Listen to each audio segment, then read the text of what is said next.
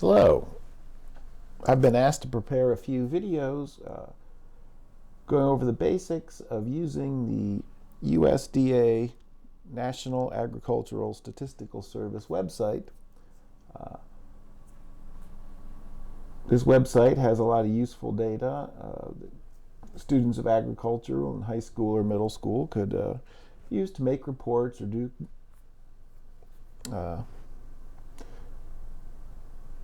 school papers or just satisfy their idle curiosity. So we're going to go to nas.usda.gov,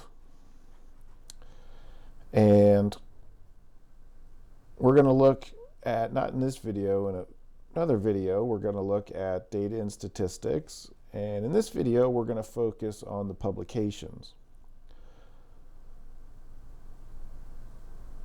So we're going to start by going to the 2017 Census of Agriculture tab. So every 5 years, the USDA does a census of agriculture, and there's a lot of ways to access information from this census, and it's a huge undertaking, and huge amounts of information at our disposal. And we'll look at that a little bit more later. We'll look at this query tool, but for now, just focusing on the publications, I want to draw your attention to some of the highlights. One thing that's always interesting is to go to the rankings and profiles section.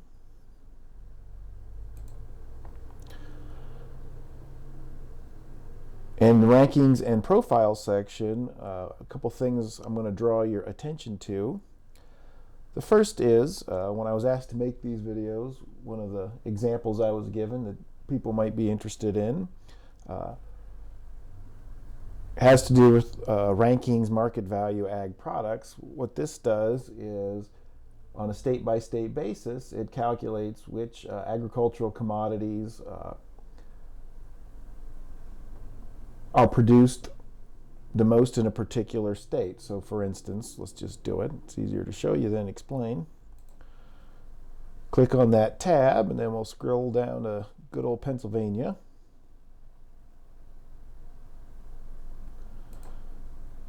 Click on Pennsylvania, and what this does is for 2017, it gives us an overview of the state, how many farms, what are the sales in thousands of dollars. So this would be 7.76 with rounding billion dollars, because this is in thousands. So this is 7,700,000, but add another 3 zeros. It tells us there's 53,157 farms. And we see which farm commodity is number one in Pennsylvania for sales in thousands of dollars. Well, milk from cows is number one rank, 25.5% of the total. And there's 6,092 dairy farms in the state of Pennsylvania. So this is always interesting to look at, and I use this sometimes in class. Interesting. Until I started looking at this, I didn't realize Pennsylvania still produced tobacco, but there you go. 35, almost $36 million worth of tobacco in 2017. So it goes over the main categories. Things are grouped together. For instance, it doesn't break mushrooms out separately. I think mushrooms is in this is a subtotal from within here. I just mentioned that because Pennsylvania is number one in the country, and mushrooms are number two, but close to the top. But anyway, you get the idea.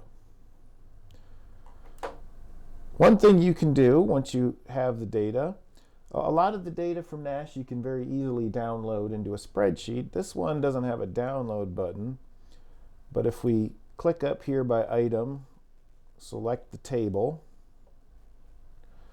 stop here, don't go down too far, Control C for copy. Let's go into a spreadsheet and just hit paste, and there we go, it worked. Sometimes it doesn't paste so nicely, but we now have all the data in our spreadsheet.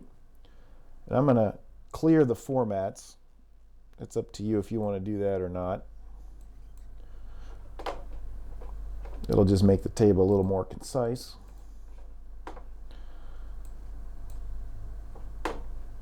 And now we can use that information for a project or whatever. Let's go try something else, but let's keep track of what we have here. So this is 2017 PA.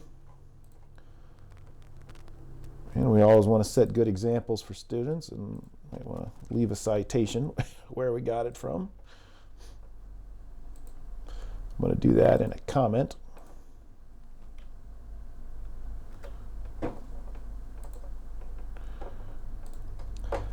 And let's go back and take a look. We could try a different state, or if we wanted to try the 2012 census.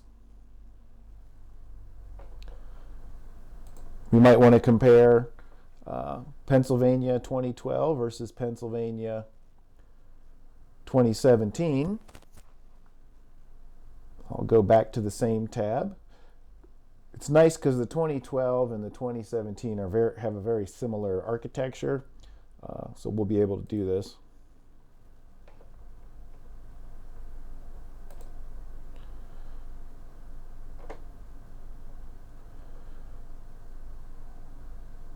I'm going to copy it again.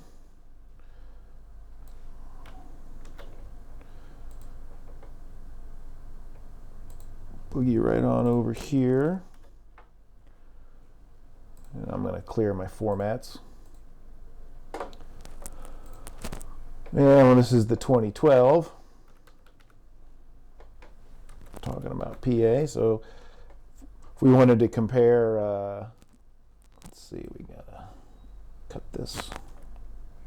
The setup's a little different. We have this blank row here. You can delete that.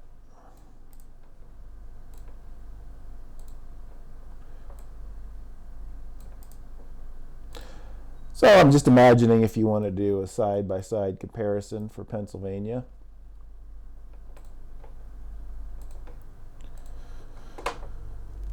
See, milk for cows, from cows, in 2017 we had 6,092. In 2012 we had 7,048. So our number of farms went down by almost, number of dairy farms went down by almost 1,000. Sales are a little bit higher, not much. See if any of the rankings have changed. Yep, grains and oil seeds used to be number 4. I'm sorry, used to be number 3, and now it's number 4.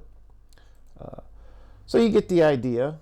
Also, interestingly, in 2012, milk from cows was still number 1, but had a higher percentage of the total, whereas the percentage of the total's gone down a little bit. And interestingly, number of farms producing poultry and eggs has increased a little bit. But anyway, you get the idea. You can very easily access this data. And if we wanted to grab another state, let's go back to the 2017 census. Rankings and profiles. I'm also repeating myself so you can practice.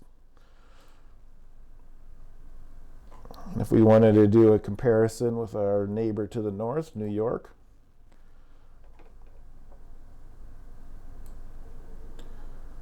could go ahead and grab that information, paste it in here. We'll put it under here for 2017.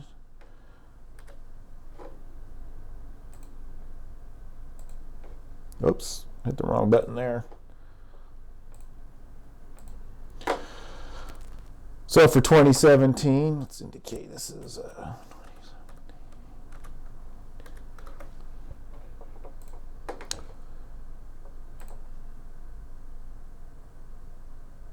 So Pennsylvania produced about 24 I guess that would be 2.4 billion more dollars in total sales from agriculture. Their number one commodity is also milk. They actually have fewer dairy farms than Pennsylvania, but produce quite a bit more milk. And dairy's even more, New York's even more dairy-centric than Pennsylvania. So there's all sorts of different ways and comparisons you can make using this data. It's a very handy tool. If we go look at an older census, like 2007, the setup's a little different. But if you want to dive into it, obviously you can. So the other thing I wanted to show you in the publications tabs, if you go to, again, rankings and profiles, is the state and county profiles. So if we click on state and county profiles, what you'll get is, I'll go to statewide summary first. You get a nice PDF handy overview for the state, and it also does a comparison from 2017 to 2012. So it's just like a report that's already been completed. It breaks it down by crops and different commodities down here. Now it gives the rankings, but the rankings aren't in order like the other one I showed you. And this one would be harder to manipulate on your own. But these are nice little statewide profiles that if you're doing an intro to ag class, if you want to talk about Pennsylvania agriculture, it'd be a good place to start. And here's where it has the comparison to 2012. Average farm size from 1997 to 2017. And then it breaks the farms down by size in terms of sales and size. It's a handy little tool. You can also, for this type of publication, you can also go to, so I didn't want to go there, I want to go there. Again, pick a particular county and you can get a county level profile. I'll go to good old Centre or Center County. And we get a pre-packaged report for Center County. So Center County had 91,000, but we're in thousands, so that'd be 91 million in sales. What's number one in Center County? Let's see, I'm guessing milk from cows. There we are. It talks about the demographics of the producers for that state, top crops and area. Again, the change from 2012 to 2017.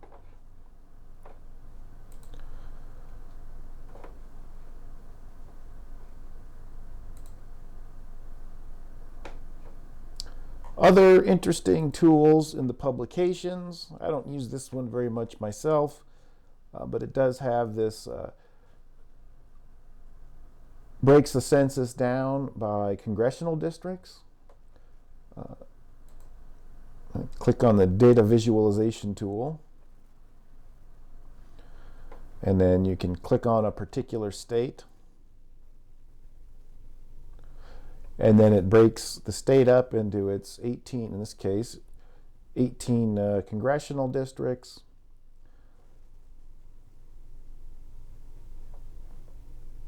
And it gives the rank within the state. So our number one ranked congressional district would be 11, which I believe is Lancaster area down here.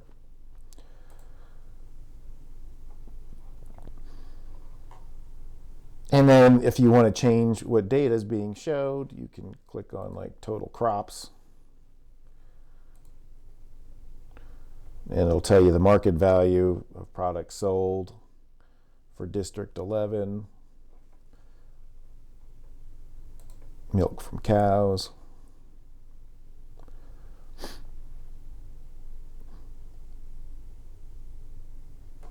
Try a different congressional district. So that's kind of cool.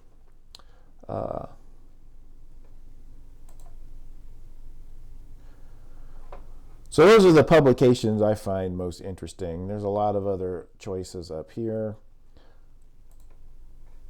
but I mostly go to rankings and profiles. So in the next video, we'll look at some of the more advanced and more detailed data analysis tools available through this website.